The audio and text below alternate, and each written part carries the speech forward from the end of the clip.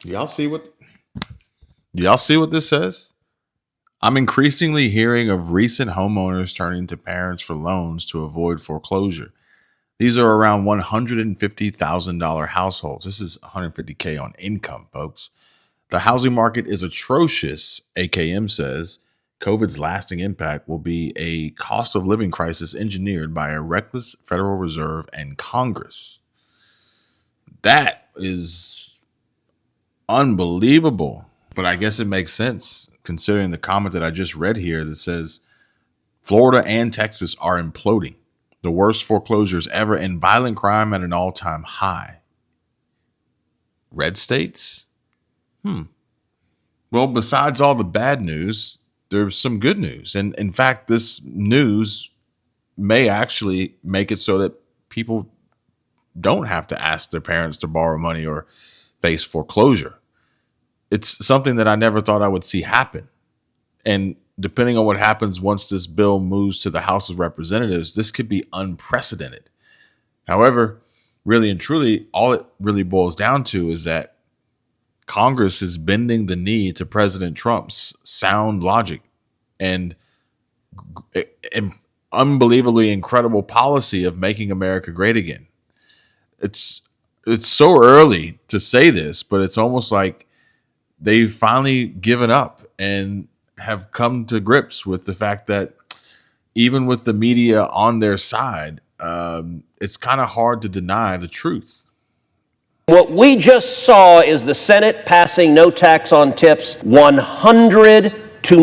Every Democrat voted yes. Every Republican voted yes. The way the process operates is when you're seeking to pass something by unanimous consent, you circulate what's called a hotline, and every senator gets the chance to say, are you going to object? And on the Republican side and on the Democrat side, every senator said, nope, good by me. And so this is now passed, and we are sending it to the House of Representatives. Here's the good news. With what we just saw now, the certainty that we will see no tax on tips become the law of the land, I think is very close to 100%. As the senator from Nevada mentioned, it is included in the House's One Big Beautiful Bill, and whether it passes freestanding or as part of the bigger bill, one way or another, no tax on tips is going to become law and give real relief to hardworking Americans. So I'm proud of what the Senate just did, and I commend Democrats and Republicans, even in a time of partisan division, coming together and agreeing on this common sense policy. I think that's terrific for workers in all 50 states. Also got a headline here from NBC News. Senate unexpectedly passes the No Tax on Tips Act in a unanimous vote. Senator Jackie Rosen, Democrat from Nevada, called up the bipartisan bill for immediate passage, and no senator objected. The measure now goes to the House. And you know what? While people are celebrating this, especially people working in the service sector, it's not just about the no tax on tips, folks. It's about a new thought process entirely. A new experiment, a new signal. The political class is finally bending the knee to the Trump economic vision. And tax relief is being delivered. They're extending the wildly successful 2017 tax cuts. Then you got no tax on tips. And the One Big Beautiful Bill is most likely to be passed here following the reconciliation process. And so it's back to prioritizing one of my favorite words, productivity. This is going to be good. Now, I know the Democrat detractors are going on, playing the same fear-mongering games that they always do, right? It's the same argument you'll hear from every Democrat talking head and media hack all over TV. Oh, we can't cut taxes. No, we have too much debt. The debt's going to grow if we don't increase your taxes. We got to increase your taxes so we could pay off this debt, even though they keep taking more money, but then end up spending more anyways. It's not like the increase in taxes have affected the debt. No, quite to the opposite. And that's where we're really seeing a philosophy shift, because the Democrat argument is completely backwards. You don't solve a debt crisis by suffocating the economy. You solve a debt crisis by unleashing productivity, by making America a magnet for foreign investment, by alleviating the tax burden so more money can be spent doing, building, producing. Production is the key, and especially commodity production, as I'm always saying. And this is where the Trump administration is totally changing the game, because it's a brand new philosophy, a different outlook. It's called debt to GDP ratio. You talked about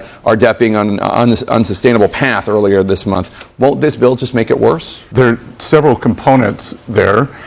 So if we unpack it, there is the growth, the potential growth of the debt, but what's more important is that we grow the economy faster.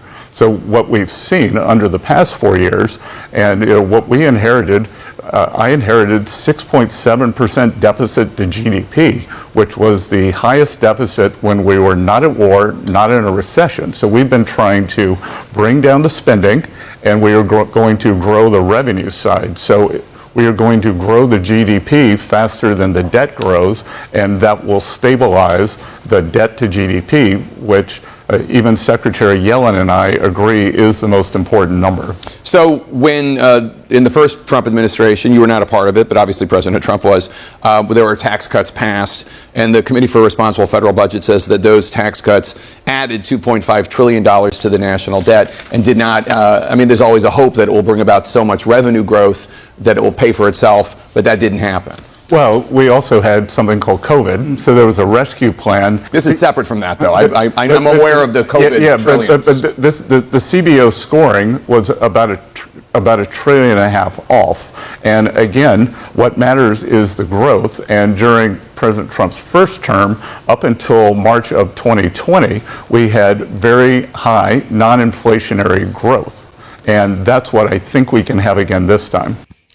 This is unbelievable. This is fantastic news. Now, that's just how I feel about it. And I don't even earn tips, which now I'm trying to figure out if there's a way that I could to offset my taxable income. But yeah, did you think that we would ever see the day come? Now, obviously, granted, we can't put the cart in front of the horse, right?